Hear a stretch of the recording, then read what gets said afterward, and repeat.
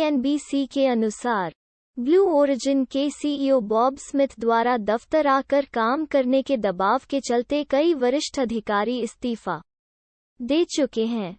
बतौर रिपोर्ट, इस साल कंपनी छोड़ने वाले कर्मचारियों का आंकड़ा 20% से अधिक हो चुका है।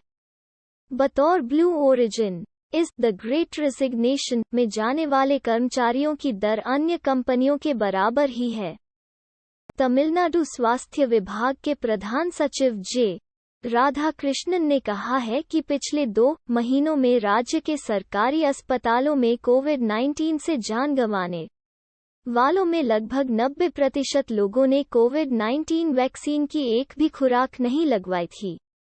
उन्होंने कहा, दोनों खुराक लगवाने के बावजूद इस दौरान जान गंवाने वाले 3.6% लोग ऐसे थे जिन्हें दूसरी जटिलताएं भी थीं।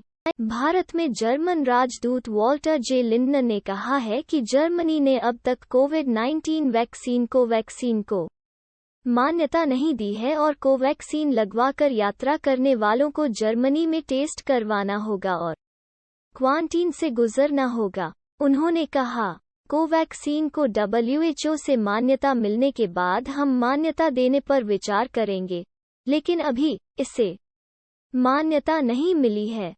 जर्मन कंपनी बायोएनटेक के CEO उर शाहीन ने कहा है कि वायरस के नए म्यूटेशन से बचने के लिए 2022 के मध्य तक एक नए वैक्सीन फॉर्मूला की जरूरत हो सकती है। उन्होंने फाइनेंशियल टाइम्स से कहा कि मौजूदा वैक्सीन्स डेल्टा जैसे वेरिएंट्स के खिलाफ भी प्रभावी थे। CEO के अनुसार नए वेरिएंट्स बूस्टर डोज से भी बच सकते हैं। हरियाणा सरकार ने रविवार को राज्य में कोविड-19 प्रतिबंधों को 18 अक्टूबर तक के लिए बढ़ा दिया। इसके मुताबिक आवासीय विश्वविद्यालयों और औद्योगिक प्रशिक्षण संस्थानों को कोविड-19 निर्देशों का पालन करते हुए ऑफलाइन कक्षाएं संचालित करने की अनुमति दी गई है। वहीं छात्रावास में रहने वाले विद्यार्थियों को प्राथमिकता देकर कोविड-19 वैक्सीन की दोनों डोज लगवाई जाएगी। हरिद्वार, उत्तराखंड के पतंजलि गुरुकुल में रहने वाली एक 24 वर्षीय महिला ने रविवार सुबह इमारत की 5वीं मंजिल से कूदकर कथित तौर पर आत्महत्या कर ली। पुलिस ने घटनास्थल से एक सुसाइड नोट बरामद किया है जिसमें महिला ने अपने आध्यात्मिक झुकाव का जिक्र किया लेकिन आत्महत्या की वजह नहीं बताई। मृतका मंदसौर, मध्य प्रदेश की रहने वाली थी। कोलकाता नाइट राइडर्स KKR ने रविवार को दुबई में 19.4 ओवर में 116 रन का लक्ष्य हासिल करते हुए सनराइजर्स हैदराबाद SRH को 6 विकेट से हरा दिया। इसके साथ ही KKR के 13 मैचों में 12 अंक हो गए और वो IPL 2021 की अंक तालिका में चौथे स्थान पर बरकरार है।